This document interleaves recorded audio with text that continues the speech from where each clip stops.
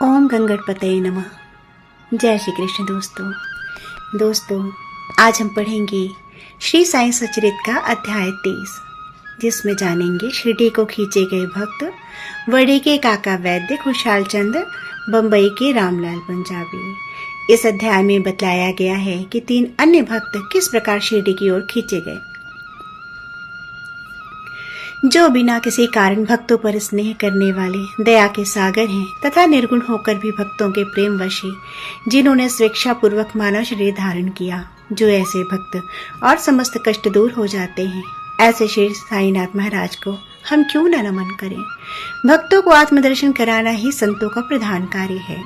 श्री साईं जो संत शिरोमणि है, उनका तो मुख्य ध्येय ही यही है। जो उनके श्री चरणों के शरण में जाते हैं, उनके समस्त पाप नष्ट होकर निश्चित ही दिन प्रतिदिन उनकी प्रगति होती है। उनके श्री चरणों का स्मरण कर पवित्र स्थानों से भक्तगण शिरडी आते और उनके समीप बैठकर श्लोक पढ़कर गायत्री मंत्र का जाप किया करते थे। परंतु जो निर्बल तथा सर्व प्रकार से दीनहीन हैं और जो यह भी नहीं जानते कि भक्ति कहते किसे हैं, उनका तो केवल इतना ही विश्वास है कि अन्य सब लोग उन्हें असहाय छोड़कर उपेक्षा भले ही करते, परंतु अनाथों के नाथ और प्रभु श्री साईं मेरा कभी परित्याग नहीं करेंगे। जिन पर वे कृपा करें, उन्हें प्रचंड शक्ति, नित्यानित्य में विवेक तथा ज्ञान सहज ही प्राप्त हो जाता है। वे अपने भक्तों की इच्छाएं पूर्ण कर जानकर उन्हें पूर्ण किया करते हैं। इसलिए भक्तों को मनोवांछित फल की प्राप्ति हो जाया करती है और वे सदा कृतज्ञ बने रहते हैं। हम उन्हें साष्टांग प्रमाण कर प्रार्थना करते हैं कि वे हमारी त्रुटियों की ओर ध्यान न देकर हमें समस्त कष्टों से बचा लें। जो विपत्तिग्रस्त प्राणी इस प्रकार के श्री साईं से प्रार्थना करता है, उनकी कृपा से उसे पूर्ण शांति तथा सुख समृद्धि प्राप्त होती है। श्री हेमाडपंत कहते हैं कि मेरे प्यारे भाई, तुम तो दया के सागर हो। यह तो तुम्हारी ही दया का फल है जो आज यह साईं सचरित भक्तों के समक्ष प्रस्तुत है। अन्यथा मुझ में इतनी योग्यता कहाँ थी जो ऐसा कठिन कार्य करने का दुस्साहस भी कर सकता। जब पूर्ण उत्तरदायित्व साईं ने अपने ऊपर ले ही लिया, तो हेमाडपंत को तिल मात्र भी भार प्रतीत न हुआ और न ही इसकी उन्हें चिंता ही हुई। श्री साईं ने इस ग्रंथ के रूप में उनकी सेवा स्वीकार कर ली। यह केवल उनके पूर्व जन्म के शुभ संस्कारों के कारण ही संभव हुआ, जिसके लिए वे अपने को भाग्यशाली और कृतार्थ समझते हैं। नीचे लिखी तथा कपोल कल्पित नहीं, वरन विशुद्ध अमृत तुल्य है। इसे जो हृदय गम करेगा, उसे श्री साईं की महानता और सर्वव्यापकता वेदित हो जाएगी। परंतु जो वाद विवाद और आलोचना करना चाहते हैं, उन्हें इन कथाओं की ओर ध्यान देने की आवश्यकता भी नहीं है। यहाँ तर्क की नहीं, वरन प्रगाढ़ प्रेम और भक्ति की अत्यंत अपेक्षा है। विद्वान भक्त तथा श्रद्धालु जन अथवा जो अपने को साईं पद सेवक समझते हैं, उन्हें ही ये कथाएं रुचिकर तथा शिक्षाप्रद प्रतीत होगी। अन्य लोगों के लिए तो वे निरी कपोल कल्पनाएं ही हैं। श्री साईं के अंतरंग भक्तों को श्री साईं लीलाएं कल्पतरु के सदृश हैं। श्री साईं लीला रूपी अमृत पान करने से अज्ञानी जीवों को मोक्ष, गृहस्थ श्रमियों को संतोष तथा मुमुक्षुओं को एक उच्च साधन प्राप्त होता है। अब हम इस अध्याय की मूल कथा पर आते हैं। काकाजी वैद्य। नासिक जिले के वड़ी ग्राम में काकाजी वैद्य नाम के एक व्यक्ति रहा करते थे। वे श्री सप्तशृंगी देवी के मुख्य पुजारी थे। एक बार वे विपत्तियों में कुछ इस प्रकार ग्रसित हुए कि उनके चित्त की शांति भंग हुई और वे बिल्कुल निराश हो उठे।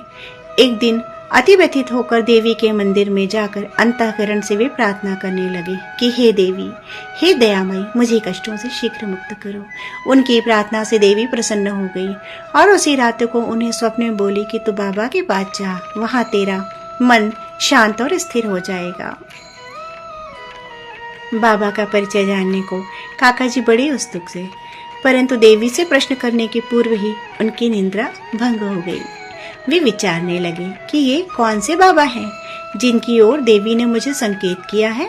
कुछ देर विचार करने के पश्चात वे इस निष्कर्ष पर पहुंचे कि संभव है कि वे त्र्यंबकेश्वर बाबा शिव ही हों। इसलिए वे पवित्र तीर्थ त्र्यंबकेत नासिक को गए। वहां रहकर 10 दिन व्यतीत किए। वे प्रातः काल उठकर स्नान आदि से निवृत्त हो रुद्र मंत्र का जाप कर साथ ही साथ अभिषेक व अन्य धार्मिक कृत्य भी करने लगे, परंतु उनका मन पूर्ववत ही अशांत बना रहा। तब फिर अपने घर लौटकर वे अति करुण स्वर में देवी की स्तुति करने लगे। उसी रात में देवी ने पुनः स्वप्न में दर्शन देकर कहा कि तू व्यर्थ ही त्र्यंबकेश्वर गया। बाबा से तो मेरा अभिप्राय था शिरडी के श्री साई समर्थ से। अब काका जी के समक्ष मुख्य प्रश्न यह उपस्थित हो गया कि वे कैसे और कब शिरडी जाकर बाबा के श्री दर्शन का लाभ उठाए।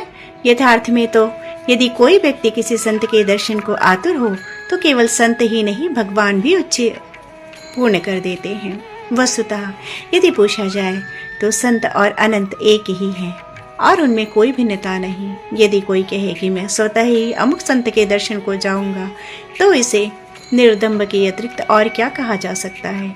संत की इच्छा के विरुद्ध उनके समीप कौन जाकर दर्शन कर सकता है। उनकी सत्ता के बिना वृक्ष का एक पत्ता भी नहीं हिल सकता। जितनी तीव्र उत्कंठा संत दर्शन की होती तदनुसार ही उसकी भक्ति और विश्वास में वृद्धि होती जाएगी और इतनी ही शीघ्रता से उनकी मनोकामना भी सफलता पूर्वक पूर्ण होगी। जो निमंत्रण देता है वह आदर आतिथ्य का प्रबंध भी करता है। काका जी के समक्ष में सचमुच यही हुआ। अब जानते हैं श्यामा की मान्यता। जब काका जी ने शिरडी यात्रा करने का विचार कर रहे थे उसी समय उनके यहाँ एक अतिथि आया। श्यामा बाबा के अंतरंग भक्तों में से एक थी। वे ठीक इसी समय वाणी में क्यों और कैसे आप पहुंचे। अब हम इस बात पर दृष्टि डालें तो बाल्यावस्था में वे एक बार बहुत बीमार पड़ गए थे। उनकी माता ने अपनी कुलदेवी सप्तशृंगी से प्रार्थना की कि यदि मेरा पुत्र निरोग हो जाए तो मैं उसे तुम्हारे चरणों पर लाकर डालूंगी। कुछ वर्षों के पश्चात ही उनकी माता के स्तन में दाद हो गई। तब उन्हें पुनः देवी से प्रार्थना की, यदि मैं रोग मुक्त हो जाऊं तो तुम्हें चांदी के 2 स्तन चढ़ाऊंगी। पर ये दोनों वचन अधूरे ही रहे। परंतु जब वे मृत्युशैया पर पड़ी तो उन्होंने अपने पुत्र श्यामा को समीप बुलाकर उन दोनों वचनों को स्मृति दिलाई तथा उन्हें पूर्ण करने का आश्वासन पाकर प्राण त्याग दिए। कुछ दिनों पश्चात वे अपनी यह प्रतिज्ञा भूल गए और भूले पूरे 30 साल व्यतीत हो गए। तभी एक प्रसिद्ध ज्योतिषी शिरडी आए और वहां लगभग 1 मास ठहरे। श्रीमान बूटी साहेब और अन्य लोगों को बतलाए उनके सभी भविष्य प्रायः सही निकले, जिनसे सबको पूर्ण संतोष था। श्यामा के लघु भ्राता बापा जी ने भी उनसे कुछ प्रश्न पूछे। तब ज्योतिषी ने उन्हें बताया कि तुम्हारे ज्येष्ठ भ्राता ने अपनी माता को मृत्युशैया पर जो वचन दिए थे उनके अब तक पूर्ण न किए जाने के कारण देवी असंतुष्ट होकर उन्हें कष्ट पहुंचा रही है। ज्योतिषी की बात सुनकर श्यामा को उन अपूर्ण वचनों की स्मृति हो आई। अब और विलंब करना खतरनाक समझकर उन्होंने सुनार को बुलाकर चांदी के 2 स्तन शीघ्र तैयार करवाए और उन्हें मस्जिद में ले जाकर बाबा के समक्ष रख दिया और उन्हें प्रमाण कर उन्हें स्वीकार कर वचन मुक्त करने की प्रार्थना की। श्यामा ने कहा कि मेरे लिए तो सप्तशृंगी देवी आप ही हैं, परंतु बाबा ने आग्रह किया कि तुम इन्हें स्वयं ले जाकर देवी के चरणों में अर्पित करो। बाबा की आज्ञा व उधि लेकर उन्होंने बड़े को प्रस्थान किया। पुजारी का घर पहुंचते पहुंचते काका जी के पास पहुंचे। काका जी इस समय बाबा के दर्शन को बड़े उत्सुक थे और ठीक ऐसे ही मौके पर श्यामा भी वहां पहुंच गया। वह एक संयोग था और बड़ा विचित्र था। काका जी ने आगंतुक से कहा और उससे परिचय प्राप्त कर पूछा, आप कहां से पधार रहे हैं। जब उन्होंने सुना कि वे शिरडी से आ रहे हैं तो एकदम प्रेमोन्मत्त हो श्यामा से लिपट गए और फिर दोनों का श्री साई लीलाओं पर वार्तालाप प्रारंभ हो गया। अपने वचन संबंधी कृत्यों को पूर्ण कर वे काका जी के साथ शिरडी लौट आए। काका जी मस्जिद पहुंचकर बाबा के श्री चरणों से जा लिपटे।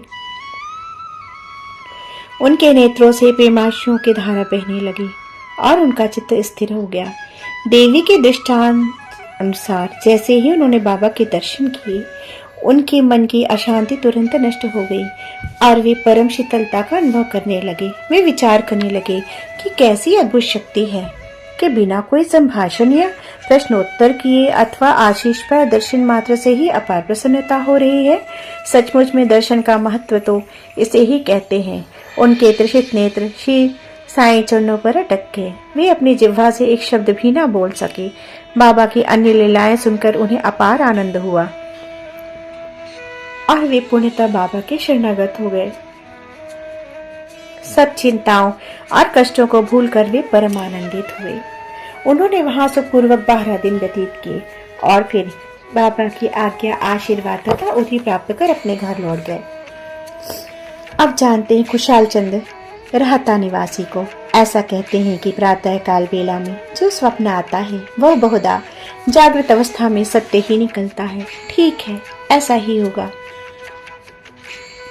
परंतु बाबा के संबंध में समय का ऐसा कोई प्रतिबंध नहीं था। ऐसा ही एक उदाहरण प्रस्तुत है। बाबा ने एक दिन तृतीय प्रहर काका साहेब को तांगा लेकर राहता से खुशाल चंद को लाने के लिए भेजा, क्योंकि खुशाल चंद से उनकी कोई दोनों से भेंट नहीं हुई थी।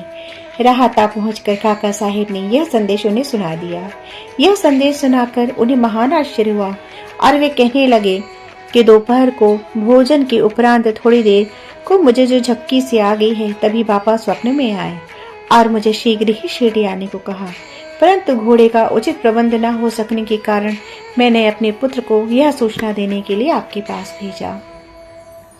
जब वह गांव की सीमा तक ही पहुंचा था, तभी आप सामने से तांगे में आते दिखे। वे दोनों उस तांगे में बैठकर शिरडी पहुंचे तथा बाबा से भेंट कर उन्हें बड़ी प्रसन्नता हुई। बाबा की यह लीला देख खुशाल चंद गदगद हो गए। आइए अब बम्बई के रामलाल पंजाबी के बारे में हम जानते हैं। बम्बई में एक पंजाबी ब्राह्मण रहा करते थे, जिनका नाम श्री रामलला था। उनको बाबा ने स्वप्न में एक महंत के वेश में दर्शन लेकर शिरडी आने को कहा। उन्हें नाम ग्राम का कुछ पता न चला। उनको श्री दर्शन करने की तीव्र उत्कंठा तो थी, परंतु पता ठिकाना ज्ञात न होने के कारण वे बड़े असमंजस में पड़े हुए थे। जो आमंत्रण देता है वही आने का प्रबंध भी करता है, और अंत में हुआ भी कुछ ऐसा। उसी दिन संध्या समय जब वे सड़क पर टहल रहे थे, तो उन्होंने एक दुकान पर बाबा का चित्र टंगा देखा। स्वप्न में उसे जिस आकृति वाले महंत के दर्शन हुए, वे चित्र के समक्ष ही थे। पूछताछ करने पर उन्हें ज्ञात हुआ कि यह चित्र शिरडी के श्री साईं समर्थ का है, और जब उन्होंने शीघ्र ही शिरडी को प्रस्थान कर दिया, तब जीवन पर्यंत शिरडी में ही निवास किया। इस प्रकार बाबा ने अपने भक्तों को अपने दर्शन के लिए शिरडी में बुलाया और उनकी लौकिक तथा परालौकिक समस्त इच्छाएं पूर्ण की। श्री सद्गुरु साईनाथ समर्पण मस्तु। शुभम भवतु।